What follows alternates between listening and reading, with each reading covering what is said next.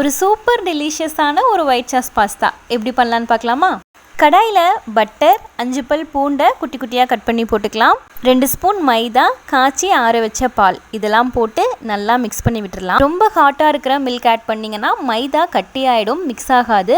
நம்ம வார்மாக இருக்கிற milk use பண்ணும்போது தான் மைதா கூட சேர்ந்து நல்லா அந்த க்ரீமி கன்சிஸ்டன்சி வரும். மைதா பால் கூட சேர்ந்து ஒரு க்ரீமி கன்சிஸ்டன்சி வரும்போது 1 ஸ்பூன் சில்லி ஃப்ளேக்ஸ் போட்டுக்கலாம். தேவையான அளவு உப்பு போட்டு கொஞ்சமாக பெப்பர் போட்டு நல்லா மிக்ஸ் பண்ணி விட்டுட்டு நம்ம பாயில் பண்ணி வச்சுருக்க பாஸ்தாவை ஆட் பண்ணி நல்லா மிக்ஸ் பண்ணி விட்டுடலாம். பாஸ்தா கொஞ்சம் செமி சாலிடாக ஒயிட் சாஸ் அதிகமாக இருக்கணும் அப்படின்னா 1 ஸ்பூன் மைதா எக்ஸ்ட்ராவும் கொஞ்சம் பால் அதிகமாகவும் ஊற்றி அந்த ஒயிட் சாஸ் அதிகமாக ரெடி பண்ணிவிட்டு அதுக்கப்புறமா நீங்கள் பாயில் பண்ணி வச்சுருக்க பாஸ்தா ஆட் பண்ணிக்கிட்டிங்கன்னா நல்லா செமி சாலிடாக வரும். ஒயிட் சாஸ் பாஸ்தா கூட நல்லா கோட்டாக்குற மாதிரி மிக்ஸ் பண்ணி விட்டுட்டோன்னா சூப்பரான ஒயிட் சாஸ் பாஸ்தா ரெடி. கண்டிப்பாக ட்ரை பண்ணி பாருங்கள், செம்ம டேஸ்ட்டாக இருக்கும். இந்த மாதிரி சிம்பிள் அண்ட் டேஸ்டி ரெசிபி பார்க்க நம்ம சேனலை சப்ஸ்கிரைப் பண்ணிக்கோங்க.